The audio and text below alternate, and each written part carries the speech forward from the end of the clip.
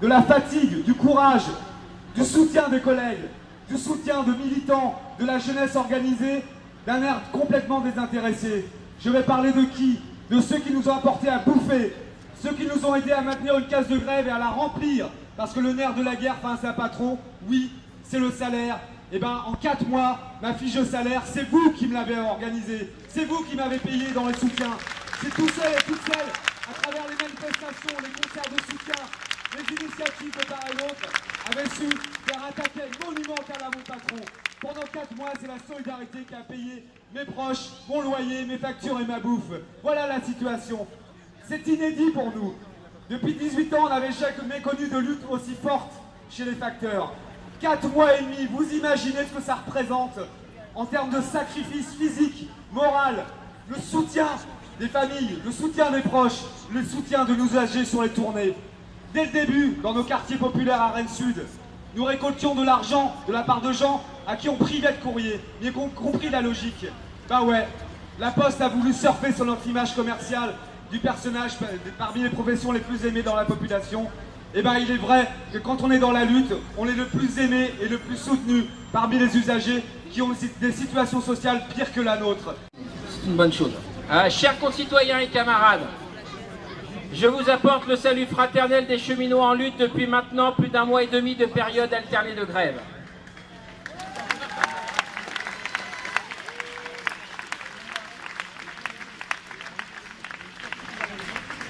J'en profite pour saluer plus particulièrement tous les secteurs professionnels en lutte, avec une pensée pour nos camarades facteurs qui nous auront donné à toutes et tous une belle leçon de ténacité ainsi que la preuve supplémentaire s'il en était besoin que la lutte paye.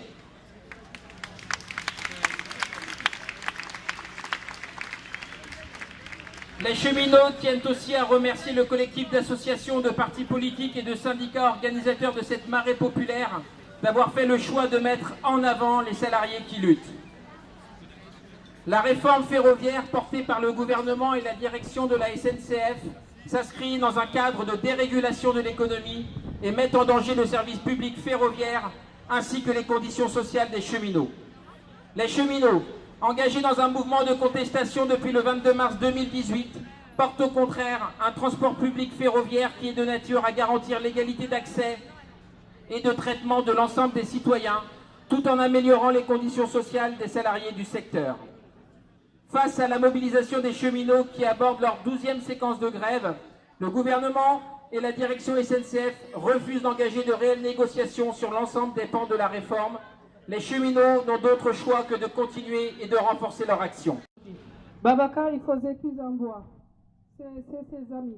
Ils sont appelés les pompiers. Les pompiers, ils sont prévenus les polices. Il y avait 4 bacs de policiers qui sont venus et les 4 policiers nationaux. Ils sont arrivés, ils sont tirés sur Babacar 5 balles dans les pavillons d'escalier.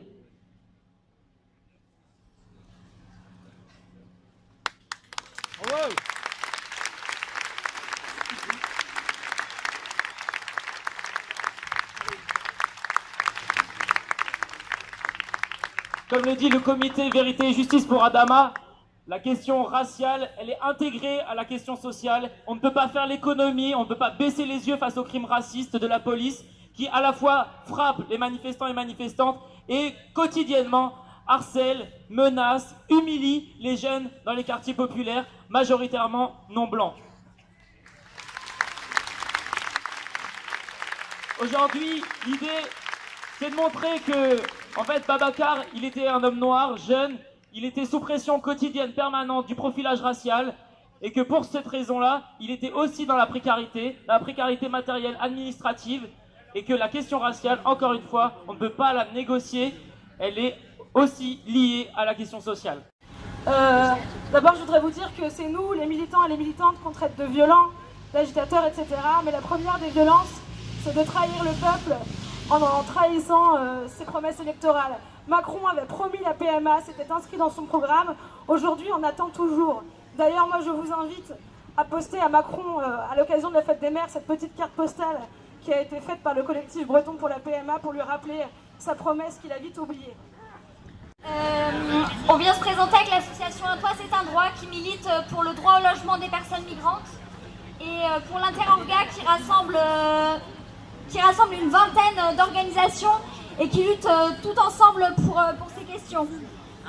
À l'heure actuelle, il y a une nouvelle loi pour l'asile et l'immigration qui est en train de passer. Et c'est une loi qui régresse beaucoup sur les droits des étrangers en France. La possibilité d'enfermer des étrangers dans des CRA, des centres de rétention administrative qui sont ni plus ni moins que des prisons, à l'heure actuelle elle est de 45 jours, elle va passer à 90 jours. Est-ce qu'on trouve normal d'emprisonner des personnes qui n'ont commis aucun délit à part le fait d'être là? À l'heure actuelle, la France se fait régulièrement condamner pour la présence d'enfants dans les centres de rétention administrative. Et à l'heure actuelle, la France est en train de mettre à jour ces centres de rétention pour qu'ils puissent accueillir des enfants. Est-ce qu'on trouve ça normal? Les délais des procédures vont être raccourcis pour que ce soit encore plus compliqué que ça ne l'est déjà pour les personnes de faire leur demande d'asile. Et une fois qu'elles seront refusées à leur demande d'asile, elles n'auront plus la possibilité de demander d'autres types de titres de séjour. Donc ça, c'est la porte ouverte à des expulsions massives comme elles sont souhaitées par le gouvernement de Macron.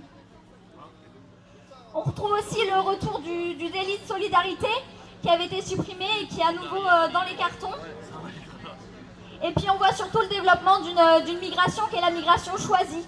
Alors pour les personnes riches, les personnes hautement qualifiées, ça, il n'y a pas de problème. Par contre, pour les personnes qui sont des travailleurs et des travailleuses comme nous, là, c'est pas du tout le même traitement.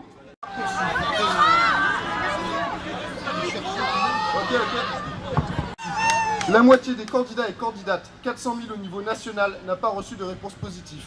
30 000 d'entre eux et d'entre elles n'ont essuyé que des refus. En Bretagne, 39 684 personnes ont candidaté pour 38 424 places. 1200 élèves, pour le moins, n'auront pas de place. Un algorithme répondant à 50% des lycéens et des lycéennes qu'il n'y a pas de place pour elles et pour eux. Une réponse psychologiquement dure et décourageante. Des enseignants ont témoigné avoir trouvé une classe démoralisée, des lycéens et des lycéennes en pleurs. Le dispositif Parcoursup a aussi largement prouvé son objectif de sélection sociale lorsque le 22 mai, seulement 20% des lycéens et des lycéennes issus de l'éducation prioritaire ont reçu une réponse positive. Nous réaffirmons notre lutte pour l'abrogation de la loi OR et pour l'augmentation du budget de l'enseignement supérieur et de la recherche à hauteur de 10 milliards pour 5 ans.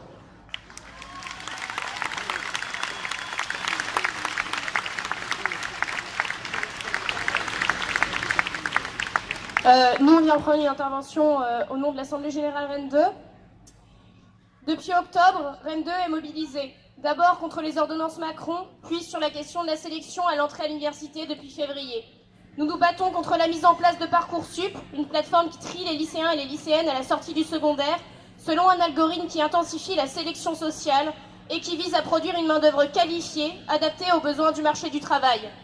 Aujourd'hui, des centaines de milliers de lycéens et de lycéennes se retrouvent sans affectation ou dirigés dans des filières qui ne correspondent pas à leur choix. Ceux qui ne seront acceptés dans aucune fac vont se diriger massivement vers le marché du travail précaire, qui profite de cette main-d'œuvre peu coûteuse, flexible et sans garantie sociale. Pour ceux encore en attente d'une réponse, les prochains mois seront difficiles, entre connexions quotidiennes sur Parcoursup et galères avec les bourses et les logements étudiants.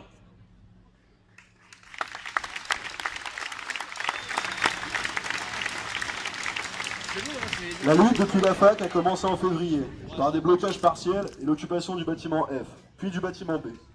L'Assemblée Générale a ensuite voté le blocage reconductible à partir du 9 avril, ce qui a entraîné des assemblées générales massives jusqu'à 5000 personnes. Rennes 2 a participé aux rares manifestations nationales décidées par les centrales syndicales, mais a surtout initié ou participé à de nombreuses actions interprofessionnelles, telles que l'intervention dans un pôle emploi, des blocages économiques, ainsi que des blocages et débrayages de lycées. C'est grâce au blocage et à l'occupation du bâtiment B que nous avons pu nous organiser pour participer à ces actions, en dégageant à la fois du temps et un espace d'organisation, en permettant que tout un chacun puisse rejoindre la lutte. Au sein de l'occupation se tenait non seulement l'Assemblée Générale de Rennes 2, mais aussi les Assemblées Générales interprofessionnelles, les Assemblées Générales interlycées ou encore des comités ZAD. La seule réponse qui a été opposée aux mobilisations nationales a été la répression. Parce que ceux qui luttent ne doivent pas être pénalisés. Parce que le blocage est depuis le début du mouvement la condition pour que la lutte puisse exister, perdurer et s'étendre. À ce stade de la mobilisation, le blocage des examens est nécessaire quelle que soit leur forme. Le gouvernement et l'administration tentent pour tout pour qu'ils aient lieu. Délocalisation, fac sous pression policière et de vigiles privés, et enfin examen dématérialisé. La dématérialisation, c'est la fin d'un statut étudiant où il reste du commun face aux examens. C'est la modalité actuelle de la restructuration de la gestion des étudiants, comme dans les CAF, les pôles emploi. C'est l'autonomisation et le moyen d'empêcher circulation et rencontres, d'empêcher la capacité à transformer les problèmes de chacun en problèmes collectifs.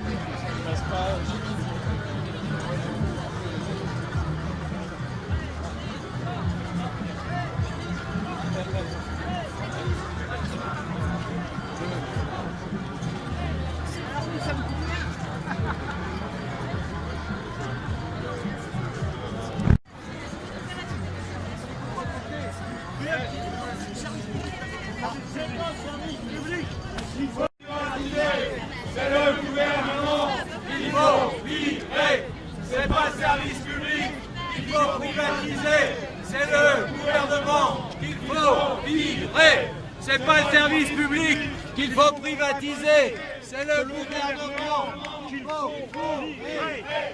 C'est pas qu'il faut privatiser. C'est le gouvernement. Résistance! Résistance! Résistance! Résistance! Résistance! Résistance! Résistance!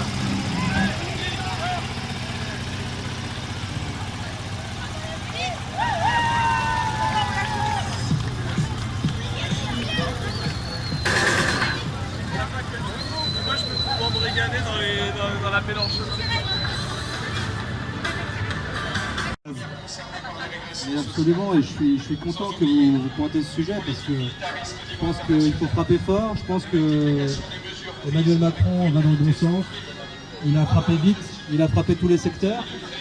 Et il y a une nécessité de réformer pour rentrer dans le 21e siècle parce qu'il faut que les créateurs de richesses, les premiers de cordée, mes amis, il faut que vous veniez créer des emplois en France.